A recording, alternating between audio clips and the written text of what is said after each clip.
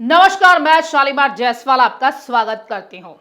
सोनिया गांधी ने एक बार फिर विवाद खड़ा कर दिया है। जी हां, सूत्रों की जानकारी के अनुसार सोनिया गांधी ने आरोप लगाया है कि नरेंद्र मोदी सरकार ने गाजा की स्थिति और इजराइल ईरान सैन्य संघर्षण पर चुप्पी साधते हुए भारत के नैतिक और पारंपरिक रुख से दूरी बना ली है तथा मूल्यों को भी ताक पर रख दिया है, यह कहते हुए कि ईरान हमेशा से भारत का मित्र रहा है और हमें उसके साथ खड़ा होना चाहिए। सोनिया गांधी ने पार्टी के आधिकारिक रुख को दोहराया, न केवल ईरान पर बल्कि फिलिस्तीन पर भी।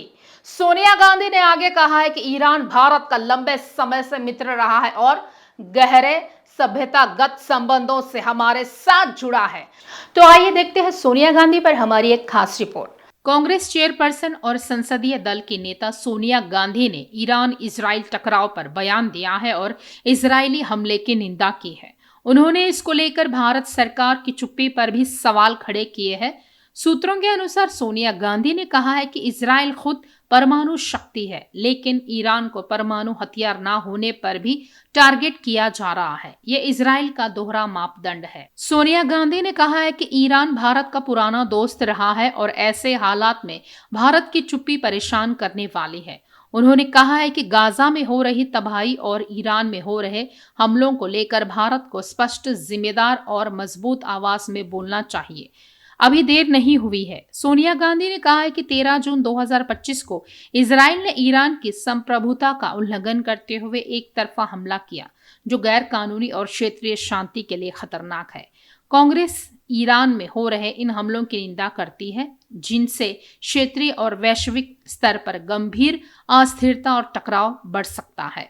पूर्व कांग्रेस अध्यक्ष ने कहा है कि गाजा पर हमले की तरह यहाँ इजरायली ऑपरेशन भी क्रू और एक तरफा है, जो आम नागरिकों की जान और क्षेत्रीय स्थिरता को पूरी तरह नजरअंदाज करते हुए चलाया गया। ऐसे कदम सिर्फ अस्थिरता को बढ़ाते हैं और आगे आने वाले समय में बड़े संघर्ष के बीज बोते हैं।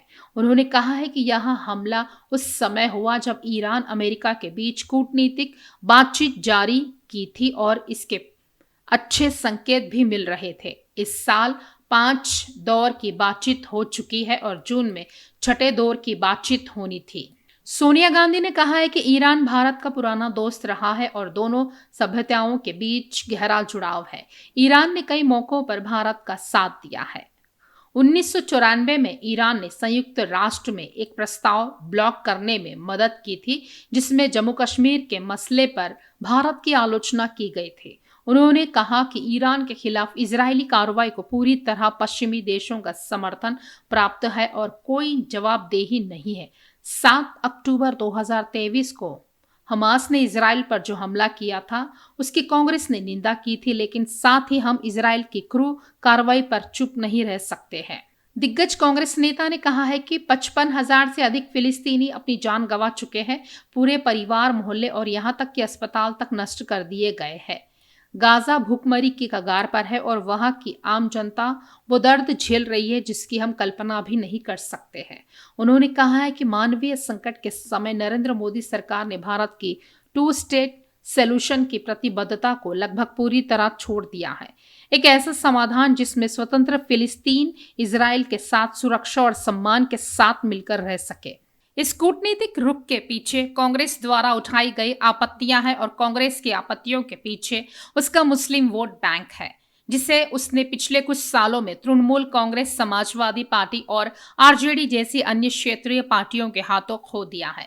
कांग्रेस अपनी जमीन वापस पाना चाहती है और इसीलिए सोनिया गांधी ने कदम बढ़ाया है और पार्टी के लिए दांव खेला है, ताकि यह सुनिश्चित किया जा सके कि शिया मुसलमान ग्रैंड ओल्ड पार्टी से खुश रहे और वापस आकर उसका बदला चुकाए।